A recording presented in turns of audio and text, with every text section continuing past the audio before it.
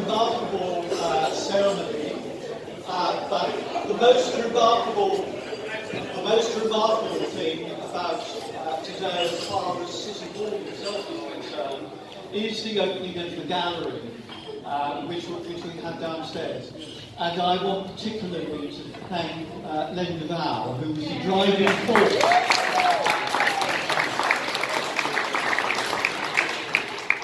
behind the establishment of the gallery. And the most important thing about the gallery is, and the exhibition that we have, is that for the first time here at City Hall, we have the arms of all the 32 boroughs and of the city on display.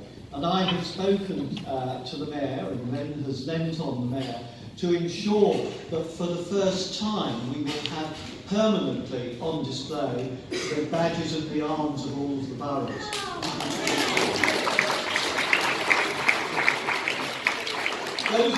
Those of us who sort of work and have our being at City Hall sometimes can think that, you know, we are a strategic authority and we're all this important. But the truth of the matter is that London is made up of all of its communities as personified by the boroughs and their crests. And it's going to be a marvellous thing that they are going to be here on display. So, as well as thanking all of you for coming, let me thank the Mayor for what he's going to do in having those put up.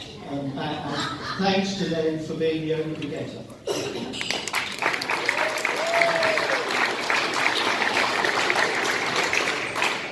Thank you for those very kind words. Look, behind me are the people that really make things happen. Mr Mayor, Chairman of the Assembly, London Assembly members that are present, you must be very proud of the GLA staff that have helped put together this event, other events to display.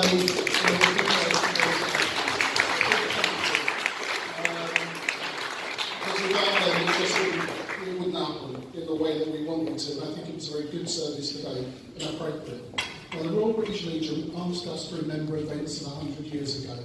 And about this time, you know, as much as people were suddenly talking about ending the war, it took a bit of time. It wasn't just done on the 11th of November at the 11th hour.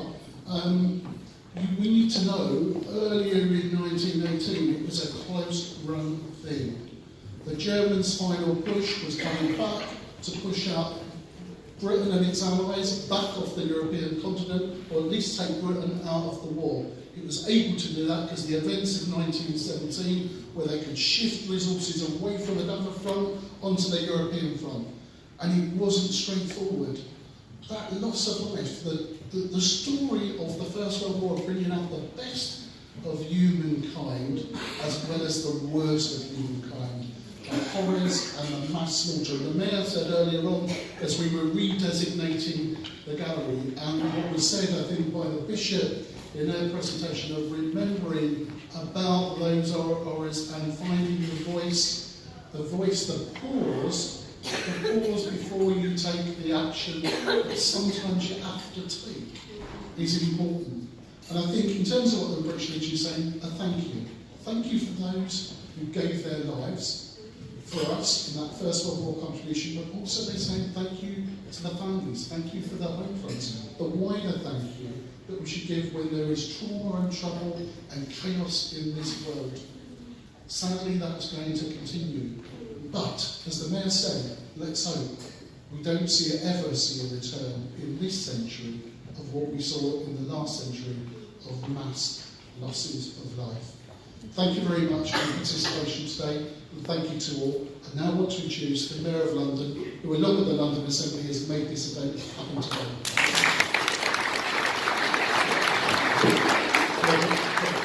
Can I echo Tony's thanks to Len Duval for the huge amount of work that he in Steve for this event.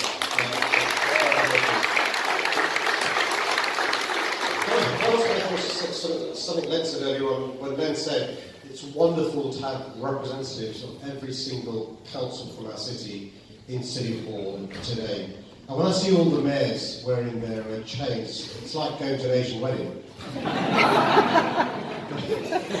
There is so much gold on display here today. You're most welcome. It's great for you to come to City Hall. But I mean, this is my third event, Len. So I'm not sure what you were. it's been the most moving, and I'm not sure because it's the 100th year or because of a variety of events, but it really has been a moving day so far. And of course, it could be because of the Air Marshals, the Major Generals, the Bishop of London, our dear friend Andrew Nunn, the Dean from Southwark. It could be because of the fantastic, wasn't the Gospel Choir amazing?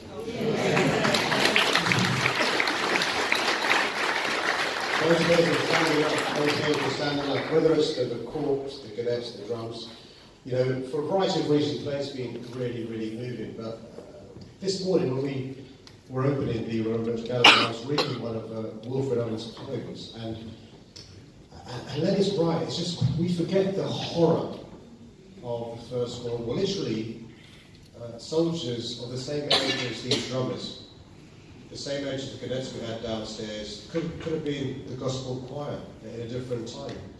We're in the trenches, and the whistle would go, and they would have to go over the top, in darkness, into an abyss, not knowing what was going to happen to them, and many lost their lives. And, you know, when you forget, you know, tomorrow we'll go about our business, and we forget. We get, you know, distracted by other things, and just the fact that we can be here today and have the joy and pleasure of listening to the gospel choir, listening to the drummers, having a thriving debate and argument that democracy allows us to do, is because of the sacrifices made by previous generations. And one of the things that Len always reminds me, since I became there, is the important work of the Royal British Legion. These things don't happen by themselves, so, you know, we gave Len a big round of applause, but let's raise the roof for the British Legion.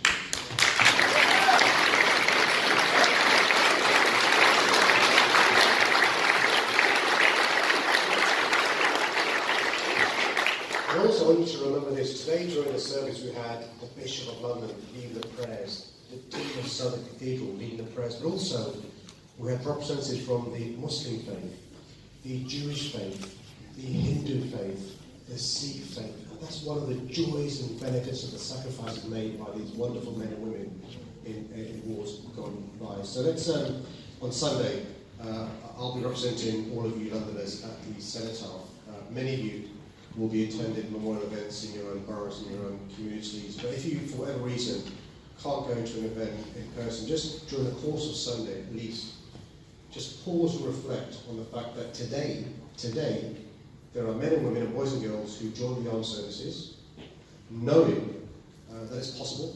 They'll be asked by the powers that be to go into war, knowing there's a possibility they may not return from that conflict, and their families know this and support them in their desire to join the armed service. So let's end by actually giving the biggest round of applause to the men and women who today are serving in their armed forces. Thank you very much.